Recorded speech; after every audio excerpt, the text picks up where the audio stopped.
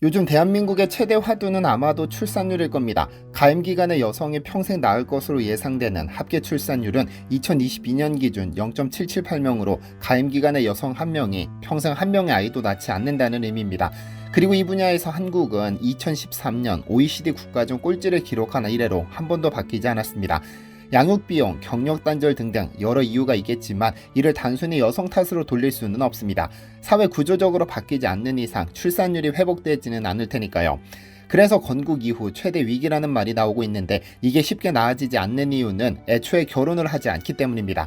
작년 미국 월스트리트 저널은 결혼식 전 넘어야 할 고가의 벽 4,500달러짜리 프로포즈라는 기사를 통해 한국의 결혼 문화를 비판적 시각으로 바라봤습니다. 매체는 한국인들은 이 행사를 기념하기 위해 새로운 디자이너 핸드백과 함께 화려한 호텔 스위트룸에서 청혼하는 것을 좋아한다며 결혼에 꼴인하기 위해 한국 청년들이 고급 호텔에서 큰돈을 들여 프로포즈 이벤트를 해야만 한다는 트렌드가 확산되고 있으나 혼인율에도 도움이 되지 않는다라고 지적했죠. 한국인들이 결혼을 꺼리는 데에는 높은 주거비부터 양육의 어려움 등 다양한 요인들이 원인으로 주목되고 있고 최근 이성 간 갈등이나 혐오주의가 결혼을 기피하는 또 다른 원인이 되기도 합니다. 여기에 결혼에 꼴인하기 위한 프로포즈는 물론 결혼 자체에 드는 비용도 엄청나다 보니 청년들이 아예 결혼 자체에 회의감을 갖는 경우도 있죠. 출산율과 더불어 혼인율도 낮아지다 보니 전국 각 지자체는 결혼을 장려하고 저출생 문제를 해결한다는 취지에서 미혼 남녀 만남 행사를 주최하기도 합니다. 대구 달서구는 2016년부터 고고 미팅을, 성남시는 솔로몬의 선택이라는 행사를 진행하고 있으며 전남 광양시는 최근 미혼 남녀에게 만남의 기회를 제공하는 솔로 엔딩 행사를 열어 커플 9쌍을 만들어내기도 했습니다. 경남 김해시도 나는 김해 솔로 행사를, 부산 해운대구는 해운대 랑데부 행사를 진행하고 있는데요. 이렇듯 혼인율을 높여 궁극적으로 저출생 문제를 해결하려는 한국 지자체의 노력에 외신의 관심도 뜨겁습니다. 성남의 솔로몬의 선택 행사는 작년 뉴욕타임스 등에 소개된 데 이어 올해는 보스턴 글로브에 소개되기도 했는데요. 그런데 똑같은 미혼 남녀의 만남을 주선하는 행사가 중국에서도 활발한데 어쩐 일인지 중국의 이러한 행사에는 비판 일색뿐 아니라 신종 경매 아니냐는 의심의 눈초리까지 받고 있습니다. 중국 최대의 약점이라는 결혼 문화를 좀 살펴봐야겠습니다. 안녕하세요, 디스멘털입니다. 혹시 차일이라는 문화를 아시나요? 우리나라에는 존재하지 않지만 중국에서는 벌써 수천 년간 지속되어 온 독특한 결혼 문화입니다. 차일이를 한국어로 풀면 결혼할 때 신랑 측에서 신부에게 보내는 일종의 현금 예물인데 쉽게 말해 중국 남성이 중국 여성과 결혼하려면 신부에게 돈을 주는 겁니다. 적당한 값이 있겠냐마는 최저 185만원에서 많게는 2억 원까지 형성되어 있다고 하는데요. 그런데 이게 심각한 문제입니다. 작년 11월 중국 쓰촨성에서는 한 남성이 흉기를 휘둘러 2명이 숨졌는데 한국 돈 5,500만 원에 달하는 차일이가 화근이었습니다. 산둥성에서는 한 남성이 결혼이 취소돼 신부 측에 준 차일이를 돌려달라고 요청했지만 절반만 돌려주자 앙심을 품고 신부를 살해하는 사건이 발생했습니다. 그런데 법원에서 불법으로 취득한 차일이를 돌려주라고 판결했음에도 돌려주지 않고 버티는 경우가 있었는데 결국 법원이 반환명령 강제집행 과정을 인터넷에 생중계하는 사태까지 벌어졌습니다. 지난 5월 8일 후난성 법원은 결혼 후 아내에게 전 남자친구와 낳은 아이가 있다는 사실을 안 남편이 이혼하고 차일이 5천만 원을 돌려달라고 요구했지만 거절하자 법원이 강제집행에 나서면서 이를 생중계했습니다. 무려 270만 명이 시청한 것으로 알려진 이 영상은 전 세계적으로도 엄청난 화제가 됐었죠. 근데 이 차일이의 폐해가 여간 심각한 것이 아닙니다. 차일이 문제로 약혼녀 가족을 몰살하고 18년 도망다닌 남성이 있는가 하면 결혼하기로 약속하고 차일이를 받아놓고 결혼하지 않는 결혼사기, 결혼 전 지급한 차일이를 이혼 후 돌려받고자 법적 다툼을 벌이는 등등 사회적으로 엄청난 문제가 되고 있죠.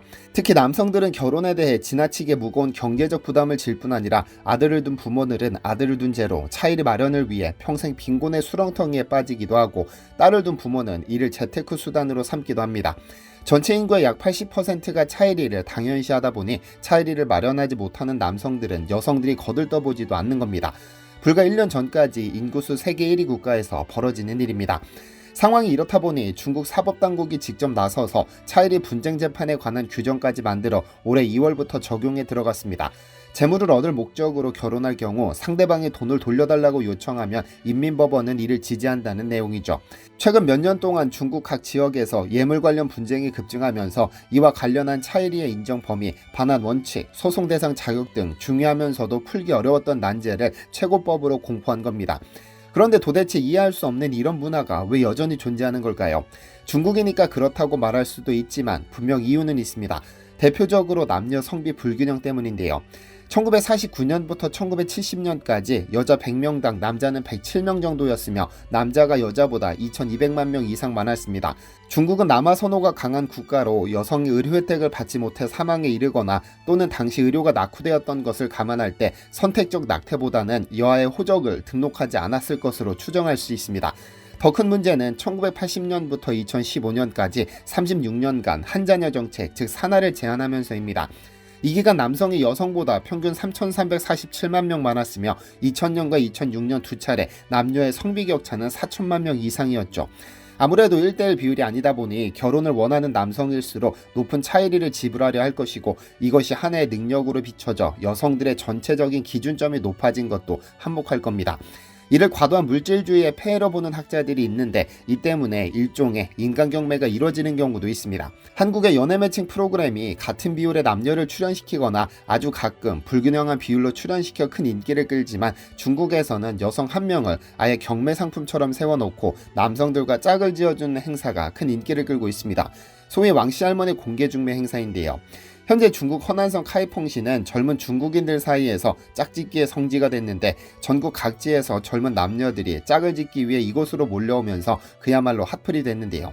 행사는 간단합니다. 중매를 주선하는 소위 왕씨 할머니가 참가자를 무대 위로 올려 소개하고 참가자가 자신의 이상형을 말하면 이에 부합하는 관중이 손을 들어 무대에서 즉석 만남을 가지는 방식입니다. 그런데 이 행사에 참가하려면 무려 2박 3일을 기다려야 할 정도라고 하죠. 무대 위에 올라온 참가자가 1000명이 넘는 관중 앞에서 자신의 나이, 주소 등 개인 신상 정보를 이야기하자 관객들이 환호합니다. 그리고 자신의 이상형을 말하면 그에 부합하는 남성이 올라와 서로 마음에 들면 휴대폰으로 친구 추가를 한 뒤 서로 손을 잡고 무대에서 내려오죠. 하지만 보통 참가한 여성들은 자신의 이상형으로 상하이의 집을 소유한 남성, 중국 일반 대졸자 월급의 4배를 버는 남성, 키는 185cm 이상 등등 일반인들은 꿈도 꿀 수 없는 조건을 나열합니다. 그래도 그에 부합하는 남성이 올라오면 그대로 커플이 되는 것이죠. 이 공연의 사회를 맡은 것은 61세 자오메이라는 여성입니다. 그녀는 과거 송나라의 수도가 카이퐁이었던 만큼 송나라 때 의상을 차려입고 고대 중매 문화를 재현하는 역사 문화극으로 시작했습니다. 하지만 젊은 층의 재미를 감안해 아예 즉석 만남을 갖는 짝짓기 무대로 발전했죠. 이 공연이 SNS를 통해 알려지면서 누적 방영 횟수만 무려 80억 회에 달하는데요. 애초에 이 행사는 지역 관광지 홍보를 위해 마련됐지만 참여를 위해 수천 명이 몰리고 2박 3일을 기다려야 입장이 가능할 정도로 인기가 치솟자 전국 순회 행사로 확대됐습니다. 하지만 중국 관영 매체는 결혼 장려 효과를 부각하며 홍보하고 있지만 참가자들이 짧은 시간 외모나 재력 같은 조건만 내세우는 탓에 부작용도 만만치 않습니다. 여성 참가자들이 지나치게 높은 연봉을 가진 남성들을 이상형으로 거론하면서 악습으로 변질된 차이리 풍습을 조장한다는 비판이 쏟아지고 해외에서는 이건 인간 경매 시장 아니냐는 등 부정적인 반응이 나오고 있죠. 한편 혼인율, 출산율, 고령화가 우리나라만큼이나 심각한 것이 중국입니다. 중국 정부에 따르면 중국 내 혼인 건수는 2013년 1346만 건으로 최고치를 기록한 이후 9년 연속 감소하면서 2022년에는 683만 5천 쌍이 혼인에 성공했습니다. 즉 9년 만에 절반 가까이 감소한 것이죠. 뿐만 아니라 중국의 2022년 신생아 수는 956만 명으로 1949년 건국 이래 처음으로 1000만 명 아래로 내려갔습니다. 2024년에는 더욱 줄어 800만 명으로 추정하고 있죠. 고령화의 경우 중국은 이미 2000년에 고령사회로 진입했으며 2021년에는 65세 이상 인구 비율이 14%를 기록해 초고령 사회 진입을 목전에 두고 있는 상황입니다. 더 큰 문제는 이혼율입니다. 중국 국가통계국에 따르면 80년대생은 45%, 90년생 이후는 56%, 00년 이후 출생자들의 70%가 이혼에 이른 것으로 나타났는데요.